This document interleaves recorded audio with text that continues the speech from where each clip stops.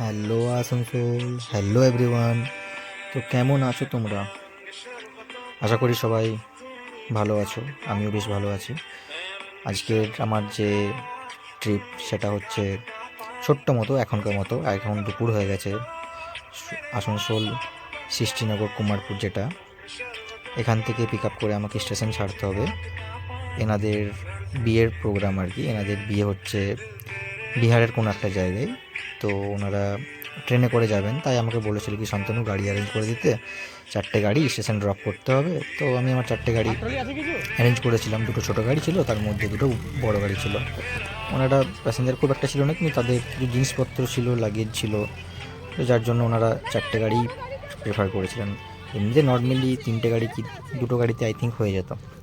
ওনারা যেহেতু বললেন কি লাগেজ ছিল বেশি, ওই জন্য 4টে গাড়ি করে নিয়ে কি ভালোভাবে বসে যেতে পারবেন তারা।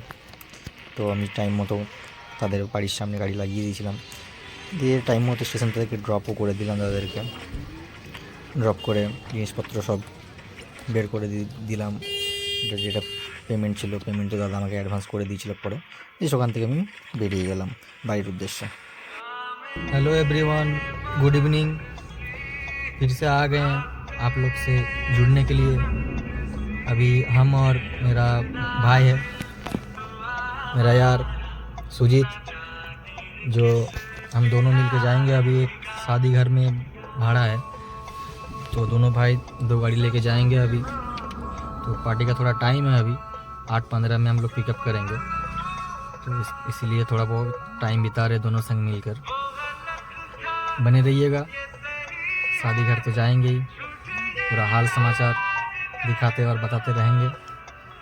चलिए।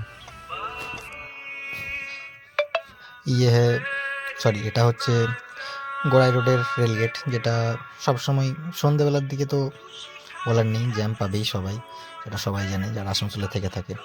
ভীষণ ডিফিকাল্ট হয় আমাদের, যারা আমরা 4 হুইলারে চালাই বিশেষ করে। জানি না বাইক যারা চালায় তাদেরও কীরকম মনে হয় কি, এতটা যতটা আমার মনে হয় কি খুব পার করতে অসুবিধা হয়। সামনের দিয়ে পাশ দিয়ে এমন করে বাইকওয়ালারা, অটোওয়ালারা পেরোয়, টোটোওয়ালারা পেরোয় কি একটু স্ক্র্যাচ হয়ে গেলে ভয়, যেটা মনে থাকে যে একটু স্ক্র্যাচ হয়ে যাওয়ার ভয়। যাই হোক, কোনোরকম করে বেরিয়ে গিয়ে ফাইনালি বিয়ে বাড়িতে পৌঁছে গেলাম। বিয়ে বাড়ির ডেকোরেশনটা খুব সুন্দরই করেছিল, তাও একটু ভয় পাচ্ছিলাম ভিডিও তুলতে, যদিও প্রথম প্রথম ভিডিও বানাচ্ছি, তো একটু লজ্জা মনের মধ্যে ছিল। তারপরে চলে এলাম খাবার টেবিলের ওখানে, দেখলাম যা ভিড়, বাপ রে বাপ, বসার জায়গায় নেই। যে সুজিতার আমি দাঁড়িয়েছিলাম অনেকক্ষণ, ফাইনালি একজনকে বলে রাখলাম বসার জন্য কি সিটটা রাখবেন। তিনি বললেন ঠিক আছে রেখে দেবো। দাঁড়িয়ে দাঁড়িয়ে কী করবো, ফাইনালি বসেই পড়লাম, দুজন মিলে জায়গা ছিল।